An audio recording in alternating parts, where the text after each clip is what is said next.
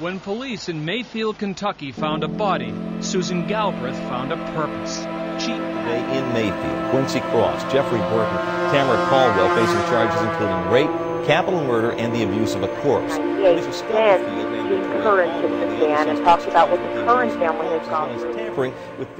I'm Detective Mark Vieira with the Santa Barbara Police Department. I've been with the department 23 years, and I'm currently assigned as a detective in the major crimes cases. I have a collateral assignment as being the department's polygraph examiner. Late July of 2000, Jessica Kern was murdered in Mayfield, Kentucky. A very brutal murder. She had been raped, brutalized. Ultimately, her body was burned and dumped in a schoolyard. The city of Mayfield, Kentucky has a population of about 10,000 people. Small police department. That department was originally assigned to do the murder investigation, even though he had no investigative experience. The case essentially went nowhere. Through some pressure of family members of the victim, the state attorney general's office in Kentucky picked up the case, and it was turned over to the Kentucky Bureau of Investigations, and specifically it was turned over to two of their agents, Lee Wise and Bob O'Neill. Two agents located a person. Susan Galbraith was a divorced housewife, not a cop, and she had never even met Jessica Curran. But seeing Jessica's body struck a nerve. So for 6 years, Galbraith investigated the unsolved murder on her own. She became convinced this man, Quincy Cross, in a drug haze, first assaulted Jessica Curran, then strangled her.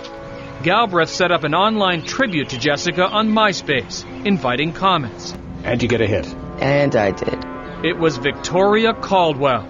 She was at that party, but scared silent for 7 years. So Caldwell actually lived in the city of Santa Maria at the time. The agents flew out here, contacted her, and she gave her account of what she knew had happened. They received a direction from their supervisor that says, you know, it's great that this Miss Caldwell is telling you everything. Is there any way we can actually verify it? They placed some phone calls looking for an examiner. They ended up getting a hold of us. It was an excellent case to go ahead and do a polygraph on it. I was basically a brand new examiner at the time. One of the things I found funny about it is the fact that I remember sitting in my polygraph class thinking, who would ever sit down and take a polygraph examination if they were involved in a murder? I thought it's absolutely absurd. It's never going to happen. The thing that kept popping out to me was everything that Miss Caldwell was saying was that Quincy Cross told her. So it's like a direct conversation. After I do the examination and I look at it and I score it out, she comes out deceptive. She's lying. I was kind of befuddled for a moment or two because I'm thinking, okay, she's lying. What's she lying about? And then I realized, okay, she's lying about Quincy telling her. Then if Quincy didn't tell her, how does this come out deceptive? After thinking about it a little while, it's really simple. Either Quincy Cross didn't tell her directly what happened, which means there may have been a third party where Quincy Cross told somebody, and that somebody's transferring the information to Caldwell, and now Caldwell's giving it to the agents. The other possibility was that Quincy Cross didn't tell her anything because he didn't have to, because she was there. The following morning, I get a phone call, and it's Agent Bob O'Neill. I'm like, well, I thought you guys were on your way to Houston. He said, well, we were, but let me tell you what happened in the car on the way home. They got on the freeway to go back to Santa Maria. He said that they simply asked Miss Caldwell, how do you think your polygraph exam went? And she said, well, I think it went all right. And he responded with, well, that's not what Detective Vieira tells us. Detective Vieira says there's a problem. He said that she instantly began to cry and laid out the whole dynamic of Jessica's murder. And yes, she had been there. This all goes to court in Kentucky.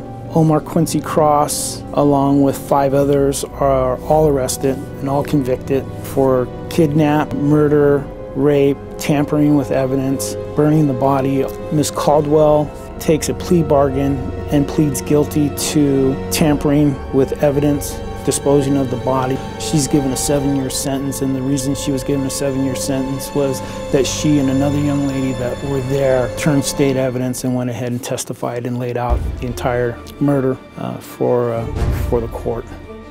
Bottom line is, we're all cops. We all have the same idea. It doesn't matter that they're from Kentucky. It doesn't matter that we're here in Santa Barbara. It's just part of that brotherhood. We simply want justice to be done, justice to be served, and bad guys to go to jail.